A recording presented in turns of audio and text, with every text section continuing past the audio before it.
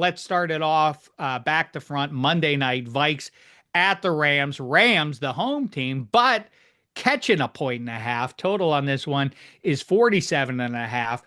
I don't think it's ideal for Minnesota to suddenly, as we forecasted 1 week ago in this very space, that should the Vikings fall on their face against Detroit and specifically Sam Darnold not looking good, the idea that they must keep Sam Darnold, look at how magical he's been, that will turn around a little bit if he comes back to earth, and so he has. I don't think it's great for Minnesota to be going into the playoffs with their quarterback basically going into a prove it game, to see that he has to prove to Minnesota and to the rest of football that he is in fact legit and the bulk of the regular season was for real.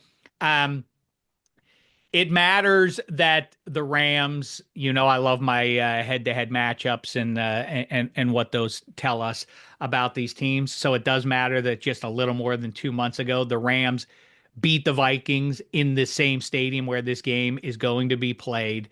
In all likelihood, at least in SoFi Stadium. The Rams beat them by 10, but that was late. It was a close game pretty much throughout. In this one, I think the Rams do it again. I'm going to take the Rams here 26-23. Hench, how say you? It's funny. As I was watching the Lions pull away from the Vikings, like I hadn't really gamed it out, but I was like, wait a minute, are they going to play in 2 weeks? Is there going to be a rematch? Which I think, like, if you're the Lions, you don't really want that. You're kind of like, can we beat this team and be done with them? Because the Vikings are good, and Sam Darnold 0 for 11 from inside the 5-yard line, notwithstanding. I mean, you can't dodge that many bullets. Like that game ends up being a blowout, but it certainly could have been hairy. And, the Lions could have been down in that game very easily.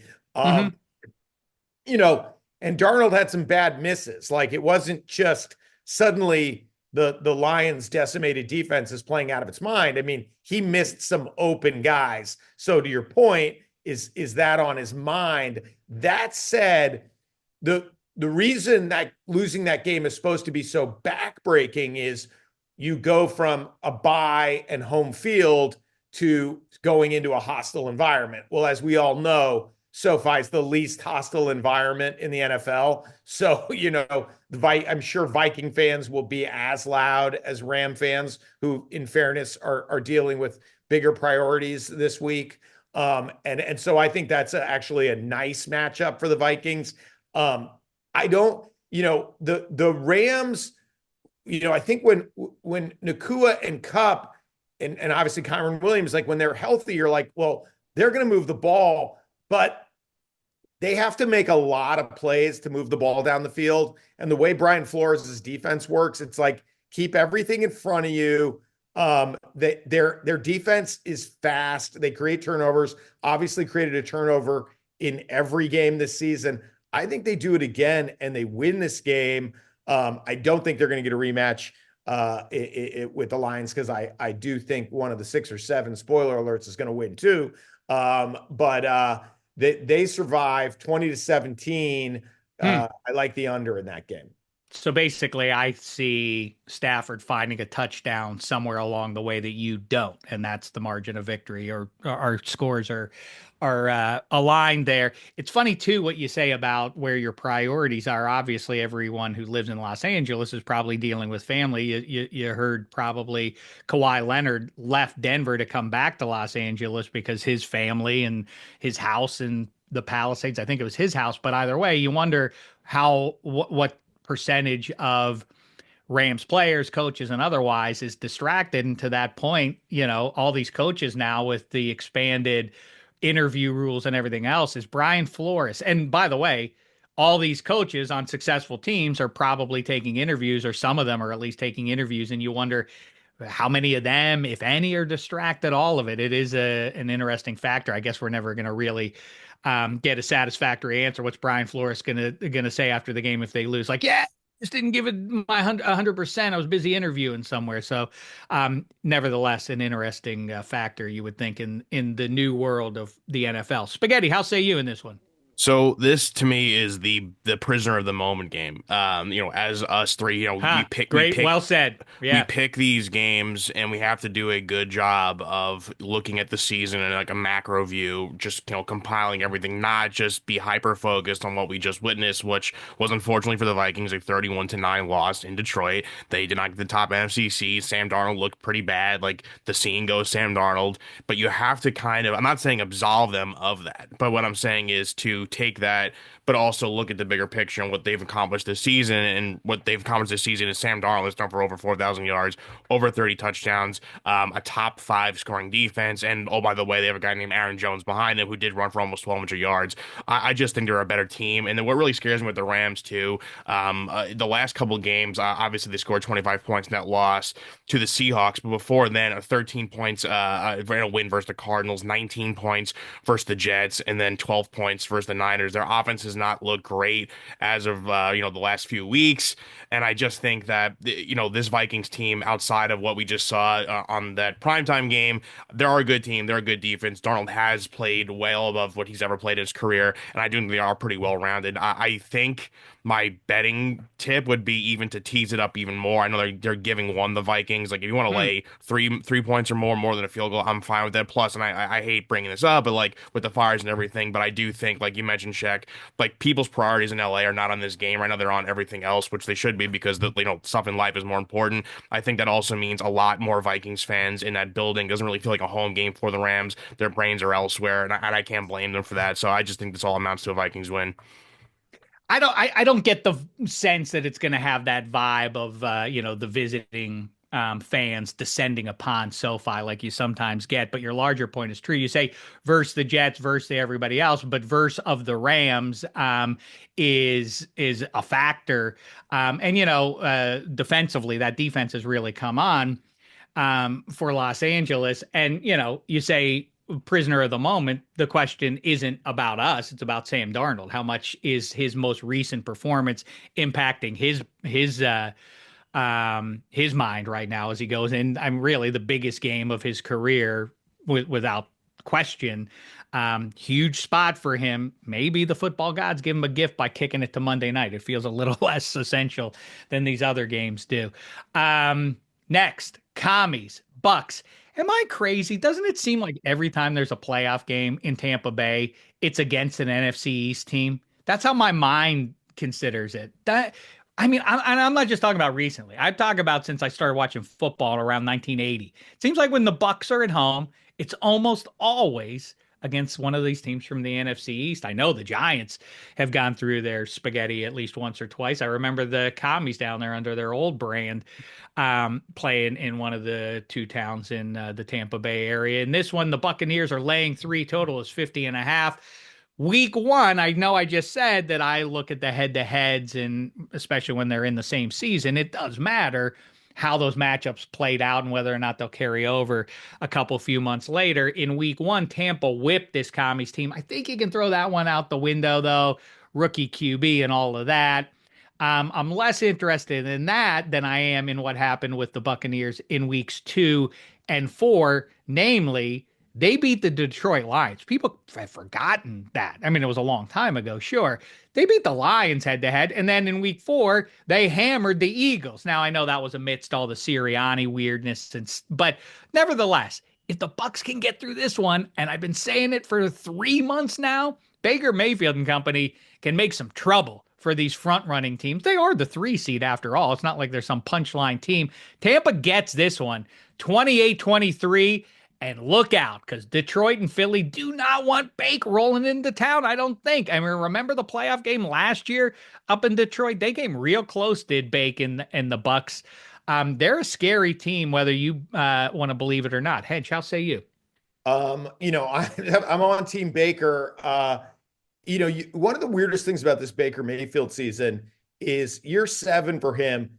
He's never run the ball effectively. Like it's like guys Hmm. don't suddenly discover their legs in year 7 of their career. I mean, look at his rushing totals and his rushing averages. It's like 2.5, no numbers. Suddenly he's breaking contain and averaging over 6 yards a carry. I mean, these runs where you're like, well, he's going to slide now, right?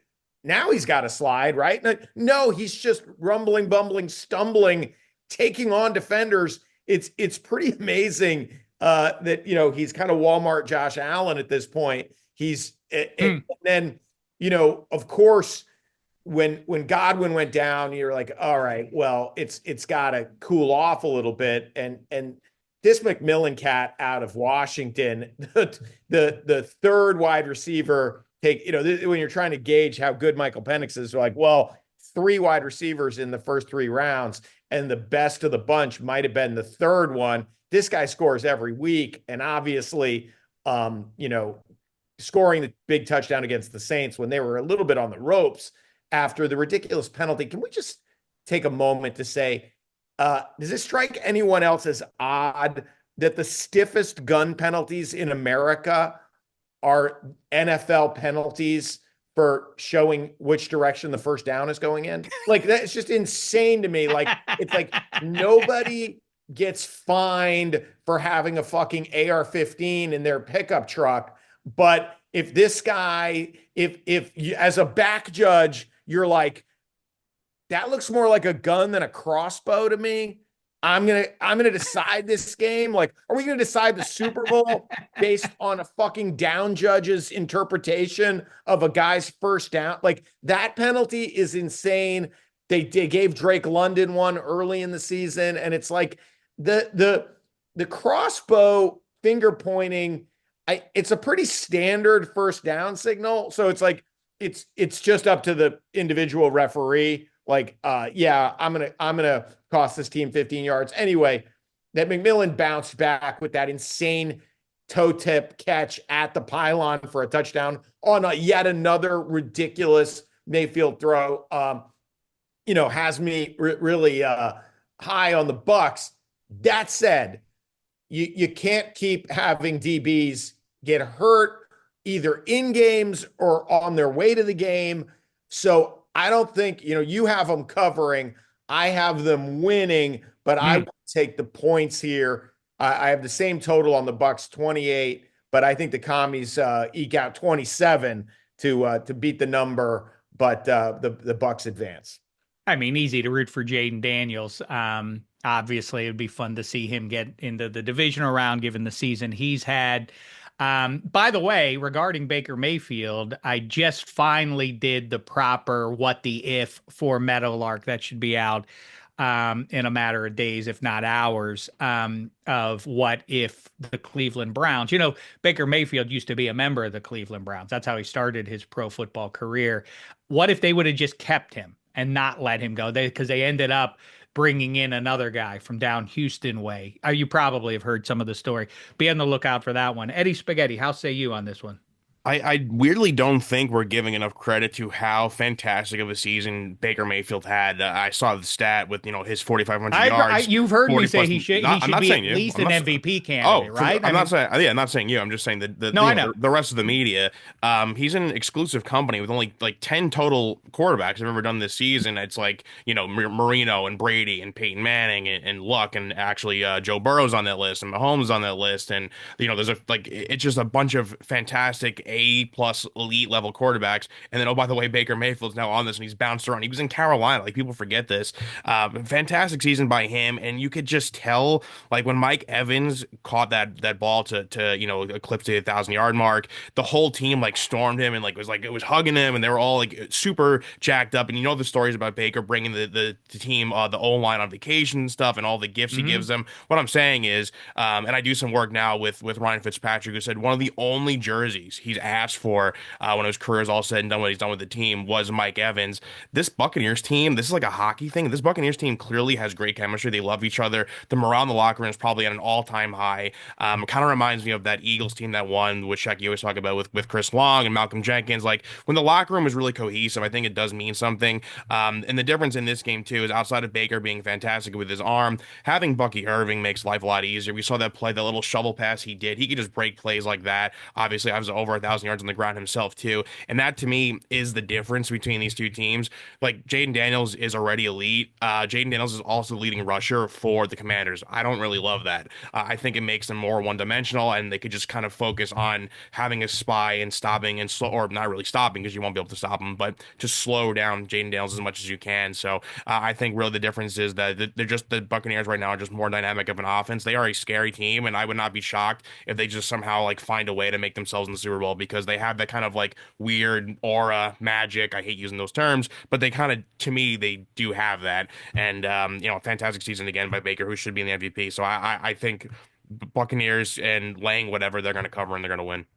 I don't think a team with a rookie QB, and no rookie QB has ever taken his team to a Super Bowl in 57 years of Super Bowl. And so I don't think Jaden Daniels is about to change that. But outside of the commies, that's another thing I've been saying for 2 months now. I think that any of these NFC teams, aside from the commies, can get to the Super Bowl. I think they're good enough to do it. It's got to break right for you and all of that.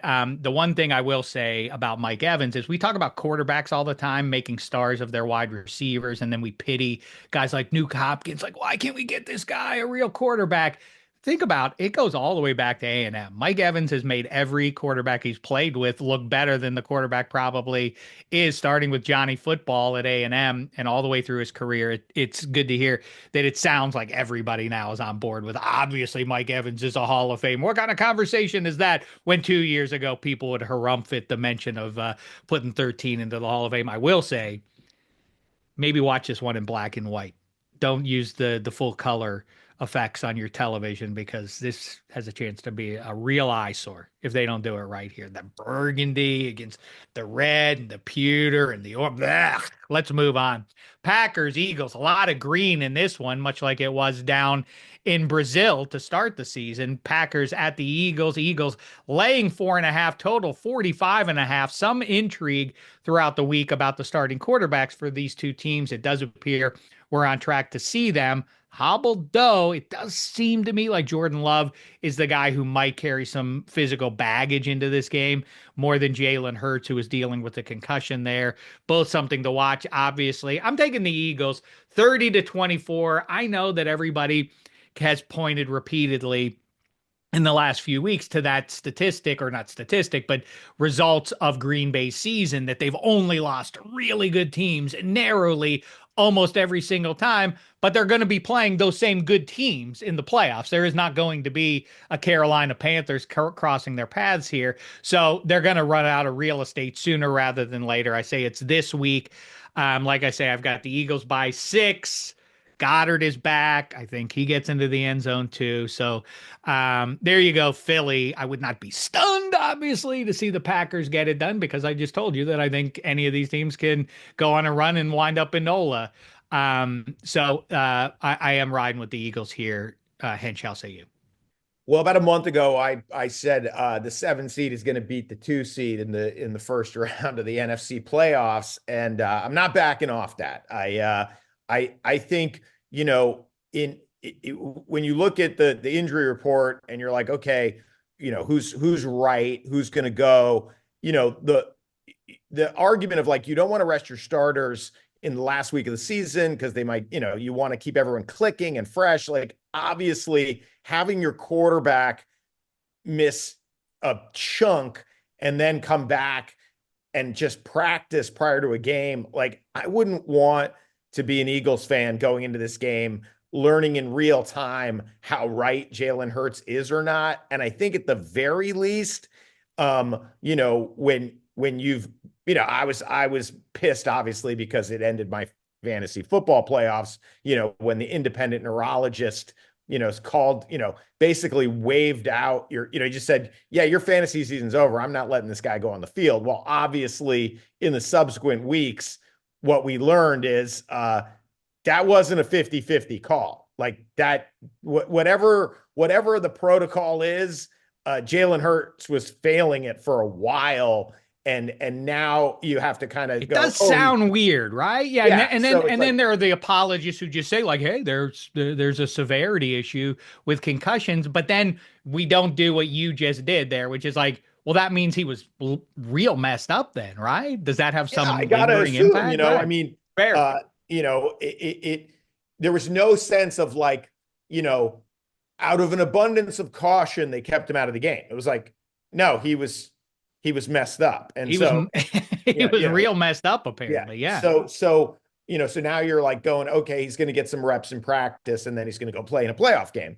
And Hurts is pretty up and down. I mean, obviously you mentioned the Bucks blowing them out last year in the playoffs. He looked terrible.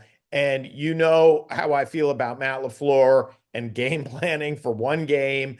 Obviously, the Christian Watson injury is significant in terms of stretching the field, but they have those interchangeable wide receivers. And Josh Jacobs just keeps moving the pile. I mean, that guy, I was shocked by the season he had in Green Bay. And I think the Packers get it, win outright Hmm. 23-21. Boy, it'd be a lot of fun if that happened. I just specifically don't love Josh Jacobs behind that line trying to make hay against the Eagles' run defense. I think that's specifically with Jordan Love having his issues. But, you're right. I mean, I hadn't really thought that much about the Jalen Hurts. Like, well, he's going to end up playing, right? But, I mean, if he's got something going on between the ears, that ain't great. And the Kenny Pickett thing, the nightmare scenario would be for the pro football team from the other side of the state of Pennsylvania to lose to number 8 Lamar Jackson and company on Saturday, and then on Sunday watch Kenny Pickett win a playoff game. I don't think that's going to happen because Kenneth has the bum rib. So I think it would be Tanner McKee trying to save the season for the Eagles if it came to that. Spaghetti, how say you? I'm disgusted myself for doing this, not only for picking the Eagles, but it also means to kind of What a backtracking. bum! Where's your honor? And also because I've been touting the Packers and Jordan Love this entire season, but it's just where it comes down to is these teams are very similar. They both like to run the ball and they both play really solid defense, except the Eagles just do it better. I mean, Saquon has more yards on the season, obviously, than Jacobs, and the Eagles, scoring defense, at least in a number of other categories, is just better than the Packers. It's not great when Jordan Love is admitting out loud less than a day ago that his elbow is still sore. Looks like he's going to play, but when your quarterback's elbow is sore, and then you're, as Hench pointed out, you're kind of down the field, you're a guy that stretches the field, the bigger bodied receiver, Christian Watson is out. I just don't love how it's going to make them super one dimensional because they don't really have another number one flat out receiver. And the Eagles have possibly two of those guys. And I know that Jalen Hurts is, he's banged up and hasn't had the best passing season, but he's been there, done that. He's obviously made it to this point in his career. So I do trust him to make plays when he has to, and they may not need to. It's been very, very cold and windy also in the Northeast right now. Again, it's going to be a ground and pound type game. And I just think this kind of plays into the Eagles. Their favor, their home field is going to be crazy in that stadium in the link. So yeah, I'm kind of pulling back on my Packers love, and my caveat is if they win this game, they could probably beat anybody because this is a huge hump to get over. But I just don't see it happening. So Eagles win and cover. All right. Well, sorry, Giants. Spaghetti's out on you. He's now an Eagles fan. Look out, Rags. He might start rooting for the Flyers too if you ain't careful with yourself. Next up, the Denver Broncos riding. That's a horse. They're riding into Buffalo, whose football team is named after Buffalo Bill Cody, who tried to kill all the buffalo. What that means here, I'm not sure. Probably nothing. I do know that the Bills are laying 8.5, and the total on this one is 46.5. Josh Allen, Lamar Jackson, circle them. They are the guys in the crosshairs right now of history. They both need to vanquish and avoid Marino Island here. They do not want to wind up Lombardi list. This is as good a situation as either cat's going to get. We say that every year because your chances diminish with each passing season as an NFL quarterback. They're coming up on 30. Both of these guys both had great seasons, MVP worthy, but Patrick Mahomes looms and he is resting right now and he has the bye. Josh Allen has the small matter of handling the very good Denver Broncos defense. And the nice story with Bo Nix, Sean Payton authored that one. He pushed Russell Wilson out, had to get away from him. Some people on the banks of the Three Rivers thought that was madness. He's overrated, is Sean Payton. He doesn't know what he's talking about with quarterbacks. And now Bo Nix has a special season as a rookie. They wind up in the playoffs. I think the nice ride ends here for the Broncos. Bills get this one 31-20. Hench, how say you? Yeah, I have the Bills covering too. it's an interesting development as the season wound down because the Bills, what you wanted the Chiefs to not need the Steeler game, and then of course I wanted the Bills to need the game against the Patriots because I didn't want to lose the overall number one overall pick. But so the worst case scenario was the Bills, not only don't need to win that game, but desperately want to lose week 18 against the Patriots because you don't want a team in your division to have all that extra draft capital. So it was a wild, it's like, they talk about tanking in the NBA. The Patriots are like, we're getting Drake May out of there immediately. We're going full tank. And Joe Milton just painting lasers on, like, what's going on? Hey, buddy, did you not get the script here? Like, we're not supposed to win this game. He's like, man, I'm showing off my skills. I'm a top 10 quarterback in the NFL. Like, he's getting outside the pocket. By the way, Hardest throwing ball in NFL history. He for definitely, I mean, for quarterback does a backflip after a touchdown. I mean, quarterback with dreadlocks, like a lot of firsts in the NFL going on with Joe Milton. And even with him playing at that level, the Bills were still so dangerously close to winning that game with Mitch Trubisky after Josh Allen's one and done that they're like, whoa, whoa, whoa, whoa, whoa. Hey, White Lotus, Mike White, let's go. You're like, we're not going to win this game under any circumstances. It was wild watching that game with as much as I had on the line, watching two teams clearly trying to lose. And of course, the Bills are even better at that than the Patriots. And so now, in a 3-player draft, the Patriots have the 4th pick. Well done, guys. I looked at Jared Mayo busy playing cards on the airplane after a loss. Apparently, that was a factor in him getting the boot, that he didn't take the loss hard enough and he played cards on the flight home instead of watching film with the other coaches. I mean, this was He's always tanking everybody. That's yeah, all. yeah. What's he supposed to do? He's with that roster. It's like, Christian Barmore has lung clots. Who is a quick update? And by the time we settle this hash, maybe they'll have announced their hire, their intention to go after somebody. Who is, as our resident Patriots fan, who would you most like to hear get hired there? I'm a Vrabel guy. It's pretty vanilla, but I think that guy obviously understands the old Patriot way, the good Patriot way, and I obviously what Ben Johnson, what some of the more modern, if you want to say, offensive coordinators, you obviously want a 21st century attack these days, but those offensive geniuses don't. I mean, I think Josh McDaniels is a good example, who may come back and be the Patriots offensive. They just don't sit in the big boy chair that comfortably. I don't know why, but it's fascinating. It's a fascinating thing that some people can't be the main character. They're better served as a supporting actor. Obviously, with your work, you are aware of that. It's weird though, because right, you've heard me say that now for what, 2-3 years now, that the clever offensive coordinator in most NFL situations is more important than the quarterback. Vrabel is not properly on the Belichick coaching tree, but he's the most successful guy to ever come out of Belichick's world. Unless I'm forgetting somebody at this point, not Bill O'Brien or anybody, or Brian Flores really, or anyone else. It would be Vrabel.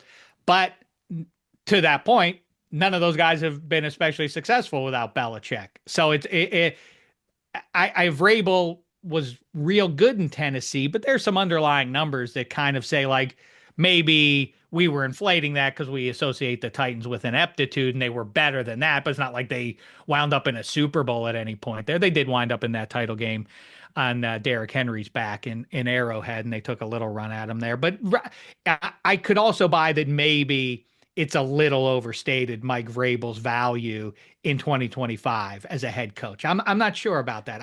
I hear you on Ben Johnson though, and those other cats. I don't know. Maybe they're bookish type of nerds who love Xing and Oing it, but communicating to 53 men in a locker room ain't their thing. Interesting. Spaghetti. So back to the game at hand.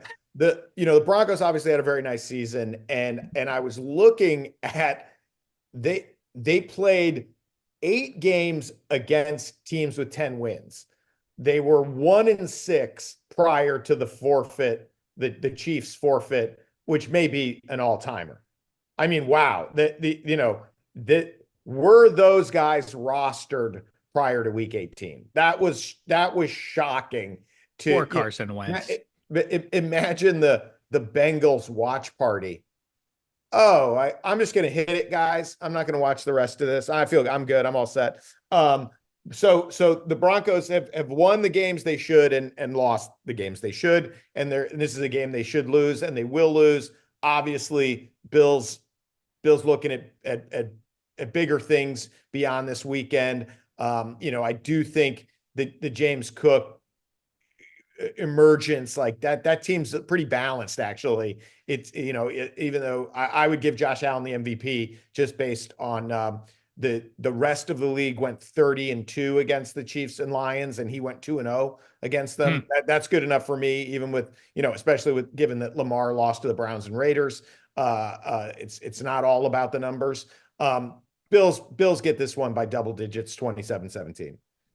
First of all, about the specific matchup, I do think that it ain't great for the Bills with Audric Estime and the rest of those guys. I think they can maybe make some hay on the ground against them. That's not ideal for the Bills. I think they'll be able to survive that one though. Spaghetti, how say you here? It's pretty funny. I mean, I'm cutting out a large part of what Josh Allen does, but it's pretty funny in this game that Bo Nix has more passing yards and more passing touchdowns than Josh Allen, who also did, sit out a game as well. Pretty funny caveat because I Is just that also, true? that was That true. he passed them One in week 18, huh? one more touchdown pass and like 30 Hmm. more passing yards there, but obviously Josh Allen This running is the your ball. MVP, Yeah, America? exactly. But I do think, Josh Allen, exactly what I just said, him being able to run the ball is the hardest thing for a defense to game plan against a mobile quarterback. Obviously, the Broncos have a very nice defense, but that's like with their good DBs and Sertan, it's kind of geared more to shutting down receivers. Like the leading guy on the Bills, like what Shakir, like 800 or so receiving yards. Like that's not really what the Bills do on offense. The offense is, Allen barreling you over, or he's going to take the ball, roll out, wait, scramble, find a guy to just kind of, elongate these plays, and then they'll keep moving the ball down the field. And plus, they're a very good rushing team as well. I think they're a top 10 team and everything. They're just outside the top 10 in scoring defense, too. Very well balanced team. The Broncos, I hear you saying with estimate will be called out, whatever, but I just don't think, Javonte Williams is their leading rusher. They're pretty middle of the road in the league in terms of rushing yards per game, so I don't think that's really going to be that much of a factor. I just don't see a scenario where Bo Nix is going to be in Buffalo going score for score, shot for shot with Josh Allen. So I think this is a 2+ score victory for the Bills here. Pretty easy blowout in round one.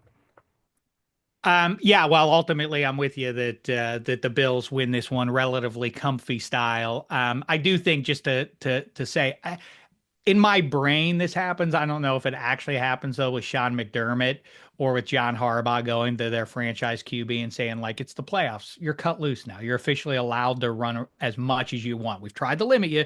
Now we've reached another station. That is something if you're going against one of those quarterbacks that they may try to elevate individually a little bit and hold on to the ball and make some plays with their legs, something to consider. I do think though, just to wrap up the never-ending MVP conversation. I mean, let's really try to be better next season. Let's not start until at least week 12, everybody. We don't need weekly updates on who the MVP is.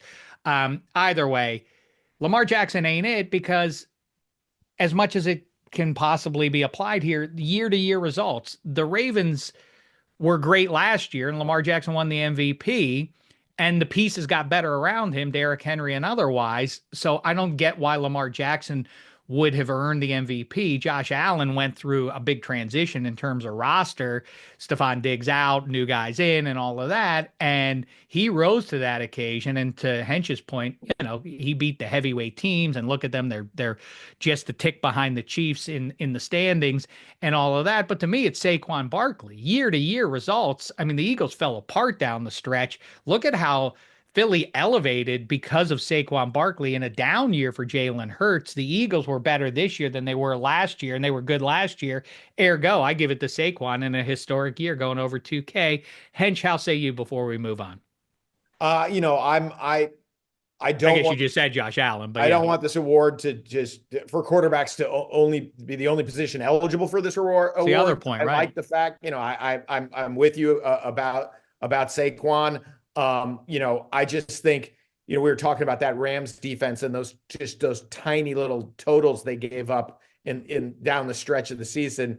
Josh Allen scored more touchdowns against the Rams or created more touchdowns against the Rams than their other five opponents down the stretch. Like, his season was just so singular to me. And again, to your point, if what the Broncos, if what Surtain can do is like, we're gonna take away that, your guy. It's like the Bills guy is number 17. There's like okay, fine, take away Shakir. It doesn't matter.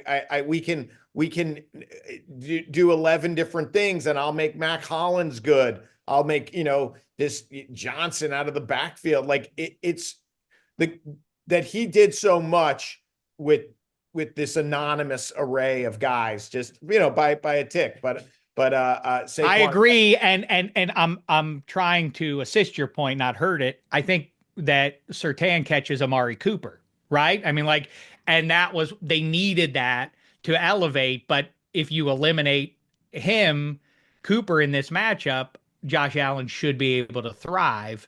To your point about his ability to spread it all around, but I mean, humongous spot for all the waxing poetic about Allen's greatness and Lamar's greatness. Here it comes, man.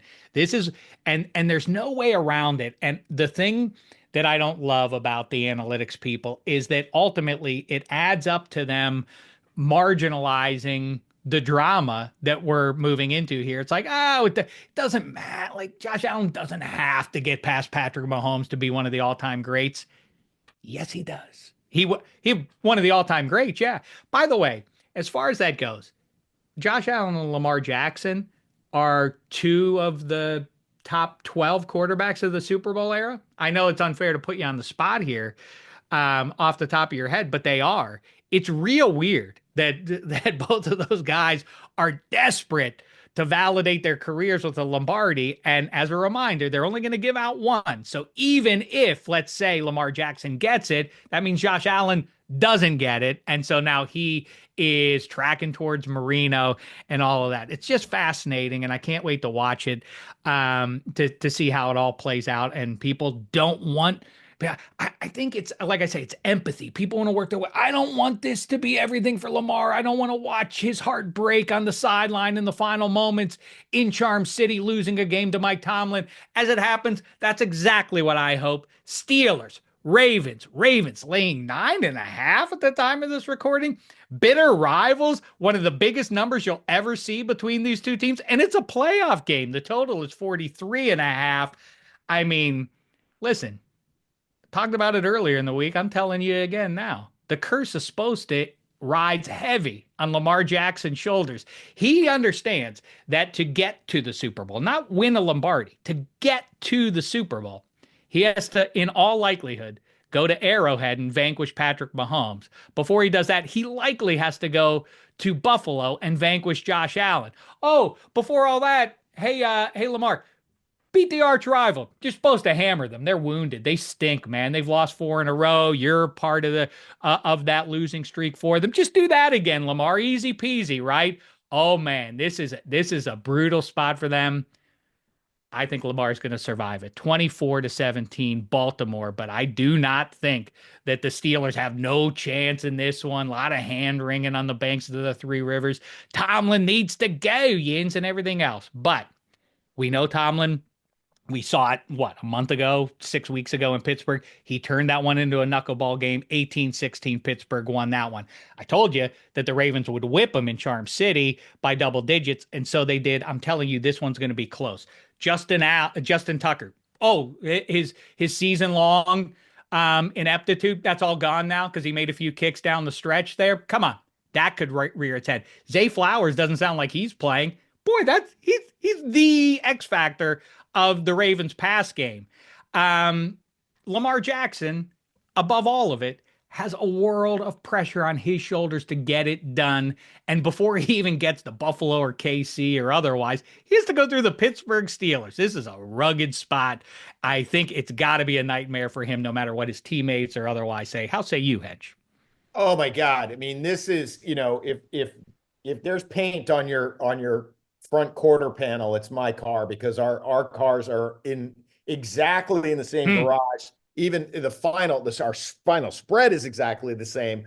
I think the Ravens get it by 7, don't cover. I agree. This is a terrible matchup for the Ravens. Like Can you you're imagine? watching, Oh, if you're watching the way the season plays out, the Steelers losing out, your reward.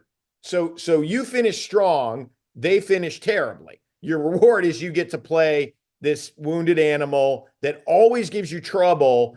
Without Zay Flowers, it looks like a real long shot. Certainly not going to be 100%.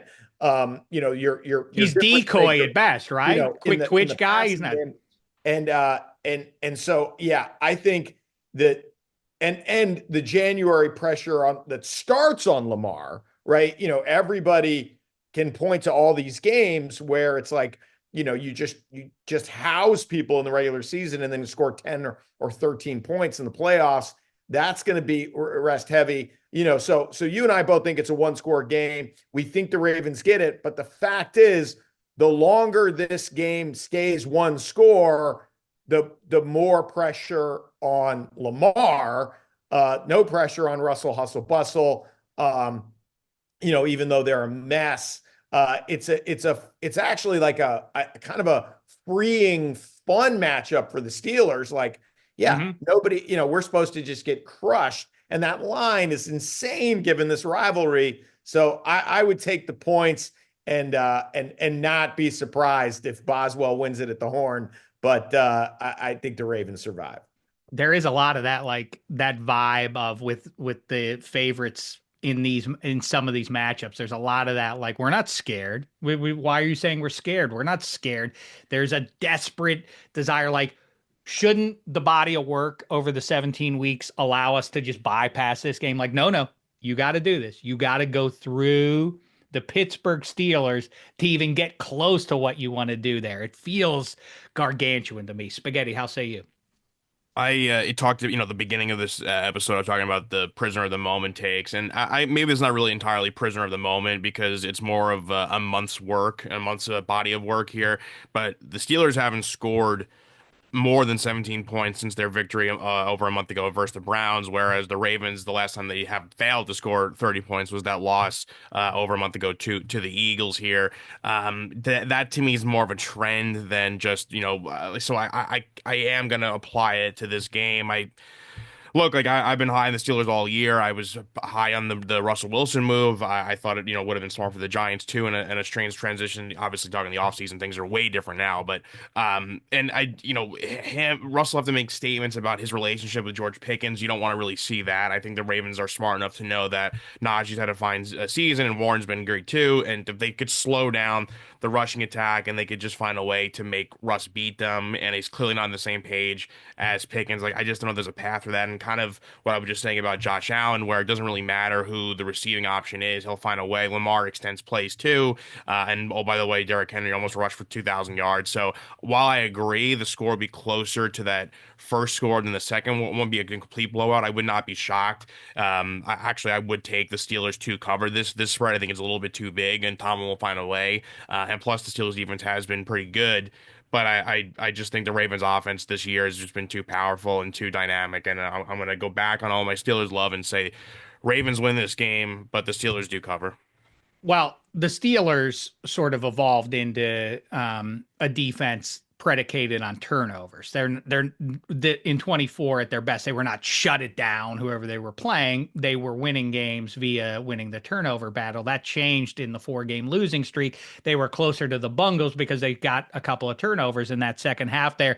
That's what this one. If the Steelers have a puncher's chance there, it's owed to that. By the way, a good start. One last thing here with if Zay Flowers is down, he's had some big drops in some big games against Pittsburgh, but Rashad Bateman's had a lot of drops against a lot of teams, and now he's the number one wide receiver target for I mean Nelson Aguilar. I mean who? I mean, he's going to try to ride. I assume Lamar's going to try to ride the tight ends in the passing game, but he's going to have to target Rashad Bateman, who has had hit career-long struggles holding onto the ball, has had a nice season, but that doesn't mean he's going to show up in January of 25. This is a fascinating one, and if the Steelers can win the turnover battle, that's it's the lamest analysis there is, but if they are, then they're going to be within a touchdown of the Jack, Ravens. they gotta stay out of third and long. They gotta stay out of third and long. That's the lamest analysis. No shit. No shit. Every fucking NFL analyst at the beginning of the game, like a fucking air horn should go off anytime anyone says they got to stay out of third and long. Yeah, we all have to stay out of third and long in our lives. Everyone has to stay out of third and long. No shit. We have to make our list. We have to make our list too. Also, teams that have a star on their team, hey, star's got to be the star. Like that's a big one too. Yeah, like what in what instance is that not really true?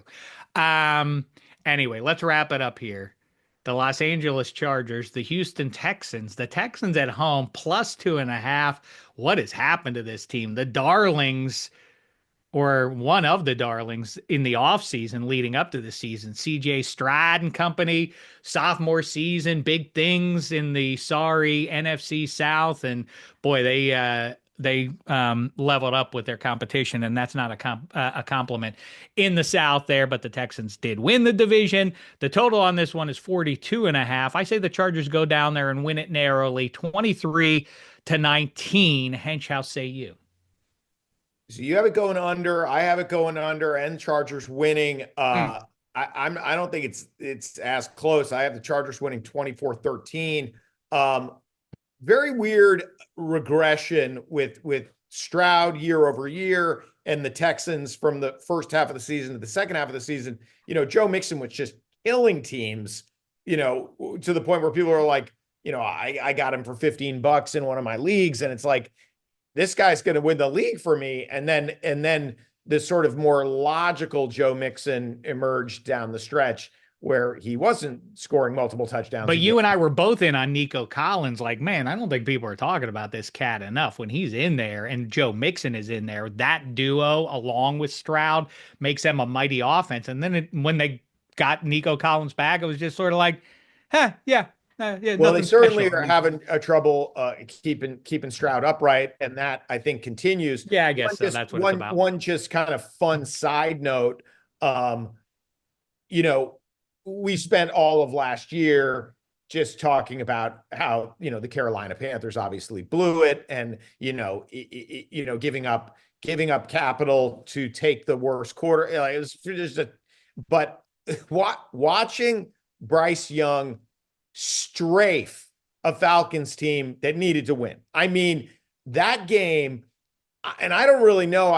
You check the ticker, but like, I don't really know why Raheem Morris's name has not come up with the Gerard Mayos and Antonio Pierce's. Like, his sideline performance against the Commanders in Week 17 is one of the worst coaching jobs I've ever seen. Blowing the clock management at the end of the first half and at the end of regulation. Like, Raheem Morris lost that game. It's funny, we're talking about Vrabel. Vrabel was a good game manager. It didn't get too big for him. He really understood the clock. I don't even remember Vrabel. Yeah, that's true.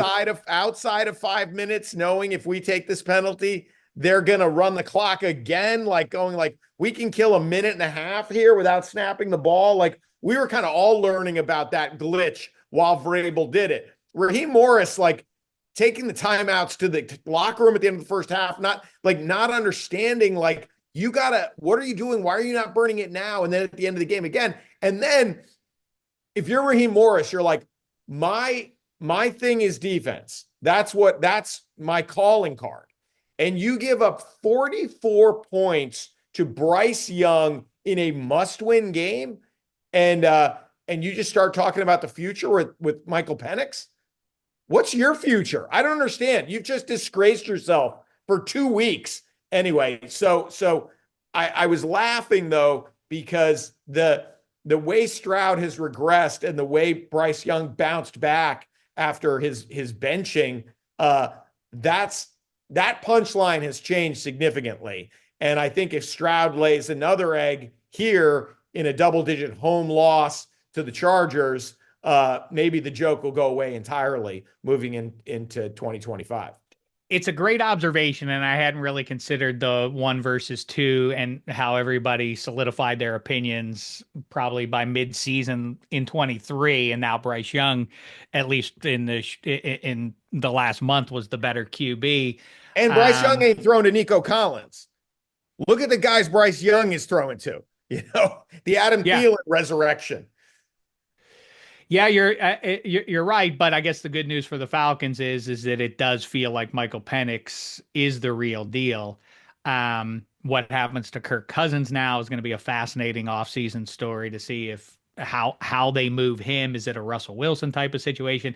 Is he a starter next year? Is Aaron Rodgers? Where is Dak Prescott? Is he definitely the Dallas Cowboys QB, depending on what happens with Mike McCarthy? There's some big names that might end up moving. I've started to hear, I joked doing for Meadowlark what the if about where Aaron Rodgers might be next year, and I speculated about the Niners. Is it implausible that the Niners go like, yeah, maybe we don't want to give that level of bank to Brock Purdy, and maybe they do a transitional type of deal with old man Rodgers or something, or for that matter, Kirk Cousins, who we've known for a decade, has been thick as thieves with Kyle Shanahan. All fascinating stuff in the here and now, though. Spaghetti, what's your pick? Just to round out the initial conversation, we started the show with the Saturday 3:30 slot. Like the Texans had it 2011, 2012, 2015, 2016, 2018, 2019, 2023, 2024. It is pretty The absurd. NFL doesn't like you, Texans.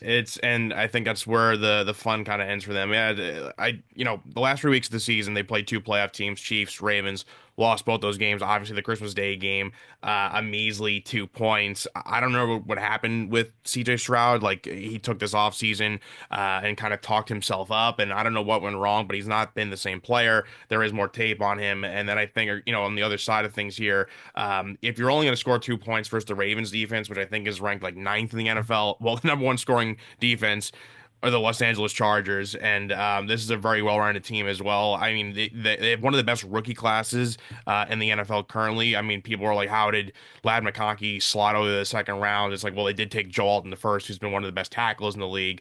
McConkey himself has been fantastic, and I know I said in an episode, I'm not sure how long ago we talked about this, but I said like between Baker and Herbert, I'd rather have Baker to win a game. It wasn't really a slight against Justin Herbert. I think Herbert's been great, and I think you could see his relationship, all the comments he's been making lately about Jim Harbaugh and the stuff they talk about. Like he's clearly finally as a head coach is going to help him. And this is a roster that was pretty much gutted. Like I mean, Keenan Allen being moved to Chicago, obviously Eckler's in DC. Like two of the faces of their franchise were taken away, and it was like, all right, Justin, we're dealing with this. We're going to just try to draft some young guys and see if it works. And weirdly, it did work between the great moves by the GMs made, the front office made, and then what obviously Harbaugh brings to this team. That being said, like I said, it's a well-rounded team. I just think this Texans kind of on a downslope. Obviously with the injury to Tank Dell too, less dynamic there. I like the Chargers to win this game and cover relatively easily.